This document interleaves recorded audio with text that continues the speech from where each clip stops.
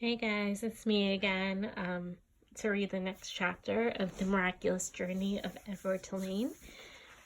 We left off at chapter number 18.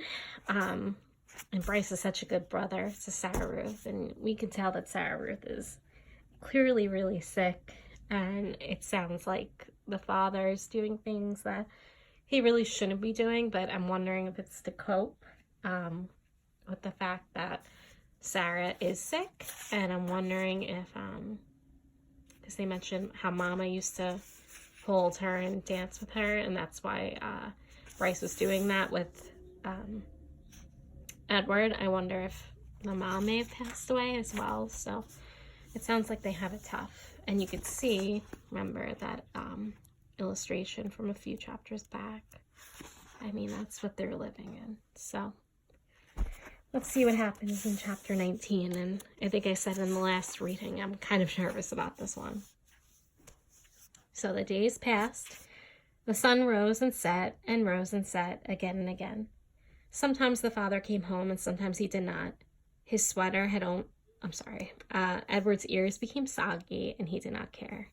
Remember, it's like Sarah Ruth almost uses him as like a pacifier, I think as like a comfort. His sweater had almost completely unraveled, and it didn't bother him. He was hugged half to death, and it felt good.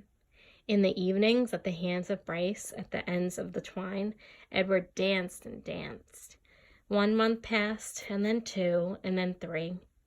Sarah Ruth got worse. In the 5th month, she refused to eat, and in the 6th month, she began to cough up blood. Her breathing became ragged and uncertain, as if she was trying to remember in between breaths what to do, what breathing was. "Breathe, honey," Bryce stood over her and said. "Breathe," thought Edward from deep inside the well of her arms. "Please, please breathe." Bryce stopped leaving the house. He sat at the home all day and held Sarah Ruth in his lap and rocked her back and forth and sang to her.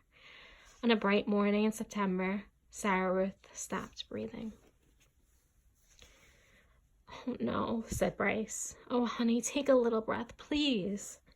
Edward had fallen out of Sarah Ruth's arms the night before and had not asked for him again. So face down on the floor, arms over his head, Edward listened as Bryce wept.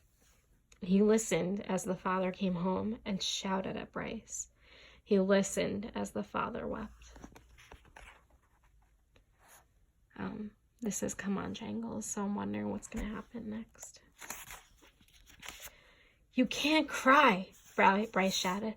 "You got no right to cry. You never even loved her. You don't know nothing about love." "I loved her," said the father. "I loved her." "I loved her too," thought Edward.